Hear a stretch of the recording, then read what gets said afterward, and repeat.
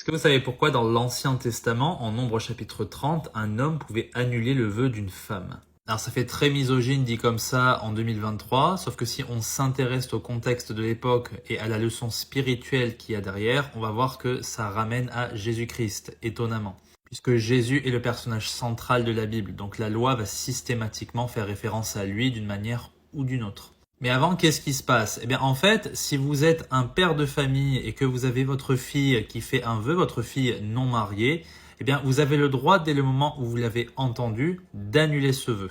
Pareil pour un mari qui entend le vœu fait de sa femme, il a tout à fait le droit de l'annuler dès le jour même.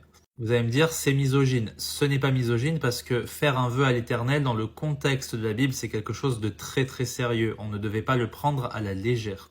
On peut lire en Ecclésiaste qu'il faut tenir ou garder un vœu parce que Dieu ne prend pas plaisir aux insensés. Ce qu'il faut comprendre, c'est qu'un vœu, c'est un engagement entre deux parties. Quand vous faites un vœu à l'Éternel, vous ne faites pas un vœu à votre pote du village. Vous faites un vœu au Créateur qui vous tient responsable de vos actions.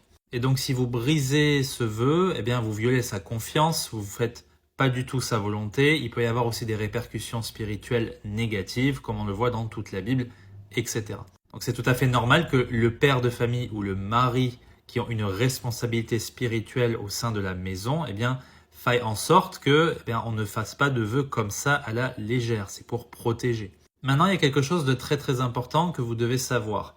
Si une femme fait un vœu et que le mari ne l'a pas entendu le jour même et décide quelques jours plus tard de l'annuler, eh bien, il doit porter la conséquence du péché de sa femme. On va lire ça ensemble. Nombre 30, verset 15, « S'il l'annule quelque temps après les avoir entendus, il portera la peine du péché de sa femme. » Et du coup, c'est quoi le rapport avec Jésus-Christ? Eh bien, il est très très simple en réalité. Vu que nous, les êtres humains, nous avons un grand bagage de péché derrière nous, ce qu'il faut comprendre, c'est que Jésus, quand nous croyons en lui, c'est un peu comme ce mari qui vient a posteriori, si vous voulez, eh bien, prendre la responsabilité du vœu. Il prend la conséquence du péché sur lui-même. Il n'est pas dit que la femme est responsable, non, il est dit que le mari est responsable. Tout comme sous l'ancienne alliance, eh bien, il devait par exemple offrir un sacrifice pour sa femme, pour qu'elle soit pardonnée de son vœu. Eh bien là, c'est Christ qui, de manière définitive, en mourant à la croix, va prendre la conséquence de tous les péchés qu'on a commis par le passé.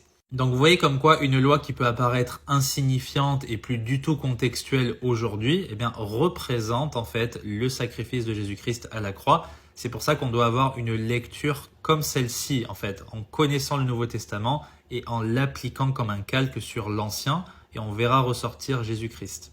Que Dieu vous bénisse.